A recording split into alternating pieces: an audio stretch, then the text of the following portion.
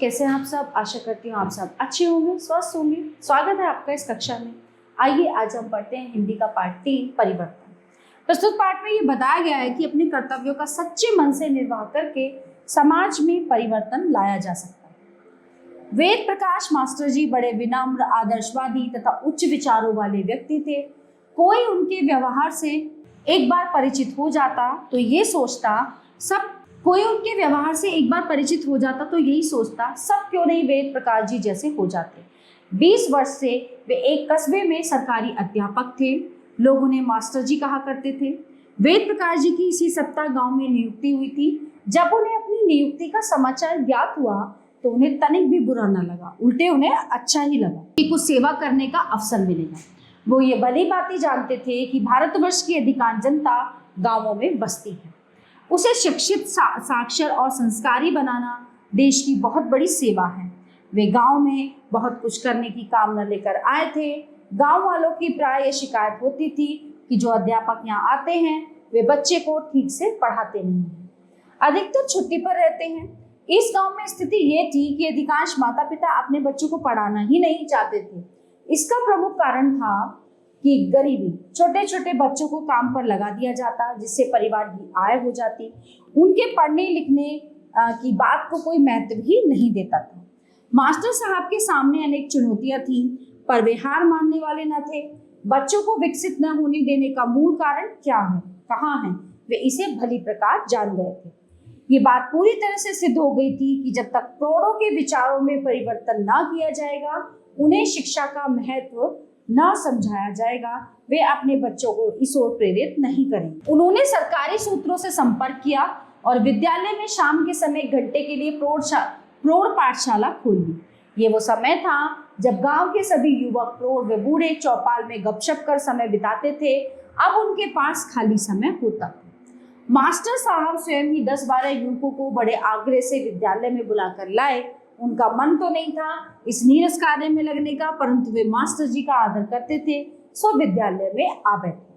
Master जी उन्हें समझा रहे थे कि यदि थोड़ा बहुत पढ़ लिख जाओगे तो अपने आप चिट्ठी लिख पढ़ सकोगे, अखबार पढ़ सकोगे, खेती के बारे में नई नई जानकारी ले सकोगे। और बात 1-2 की समझ में आ गई।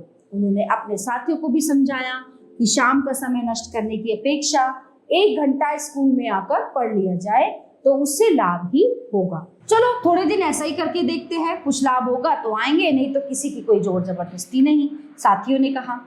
इस प्रकार मास्टर साहब की प्रौढ़ पाठशाला में 5-7 व्यक्ति रात्रि में आने लगे। मास्टर साहब उन्हें केवल अक्षर ज्ञान ही नहीं कराते थे, अपितु अनेक व्यावहारिक जानकारियां भी पुस्तकों से पढ़कर सुनाते। जैसे गांव में फैली बीमारियों से कैसे बचा जाए, सरकार किसानों की क्या क्या सहायता करती है, स्वस्थ कैसे रहा जा सकता है आदि। ये जानकर सभी को लगता कि किताबों में तो बड़ी उपयोगी बातें लिखी रहती हैं।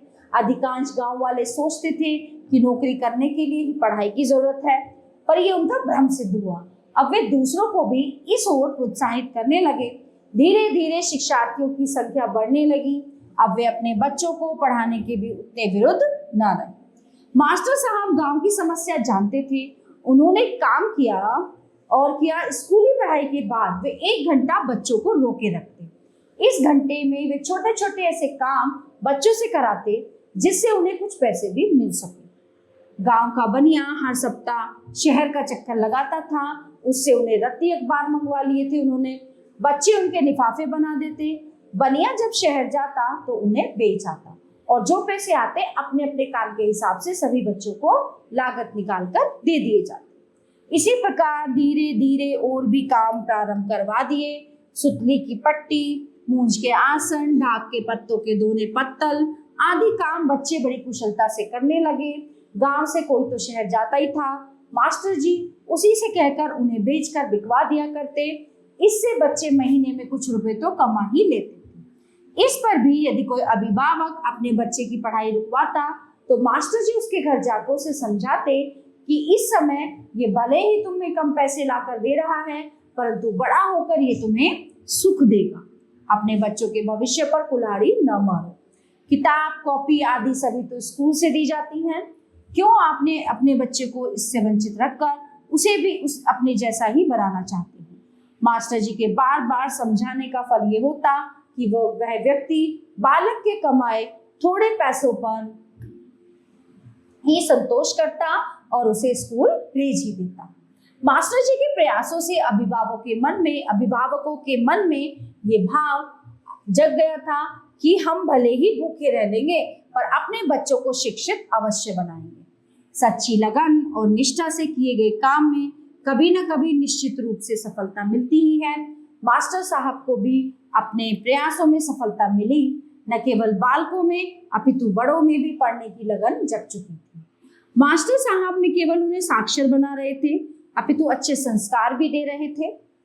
व्यक्तित्व निर्माण, परिवार निर्माण और समाज निर्माण, ये उनकी शिक्षा के 3 लक्ष्य थे। इस कार्य में सबसे बड़ा सहयोग उनके विद्यालय की बालक सेना दे रही थी। पूरे गांव की सफाई करना, बरसात में गड्ढे भरना आदि अनेक कार्य वो करती थी। गांव की दीवारों पर उन्होंने सुंदर सद्विचार लिख दिए थे जो आने जाने वालों को प्रेरणा दिया करते थे। मास्टर साहब के संकल्प एवं अध्यवसाय ने गांव को प्रगति की दिशा दे दी थी। मास्टर साहब ने एक समिति भी बना ली थी, ग्राम विकास समिति।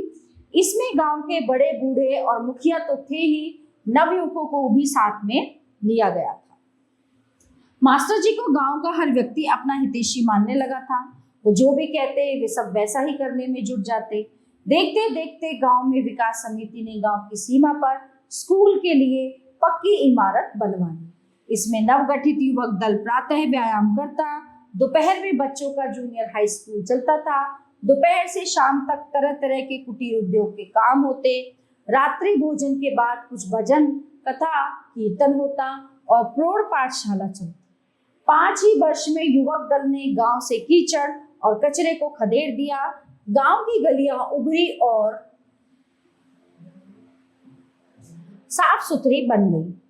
खेतों के पास कूड़ा घर और कंपोस्ट के गड्ढे बनाए गए। घरों को साफ सुथरा एवं लिपा पुता रखने की होड़ सी लग गई। स्कूल में निरीक्षण के लिए आए निरीक्षक विद्यालय के वातावरण से बहुत प्रभावित हुए। उन्होंने मास्टर जी को स्कूल में वार्षिकोत्सव मनाने का सुझाव दिया। इसमें अध्यक्ष पद के लिए वे जिलाधीश को लाए। जिलाधीश गांव को देखकर हर्ष विभोर हो उठे।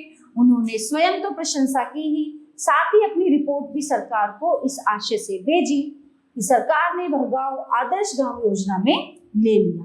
इस प्रकार सरकार की ओर से सभी विभागों, व्यायामशाला, कुटीर उद्योग, प्रौढ़शाला आदि के लिए भरपूर सरकारी सहायता भी दी जाने लगी। अब मास्टर जी की भी पदोन्नति हो गई। उनके लिए निरीक्षक पद पर नगर से आने का आदेश आया।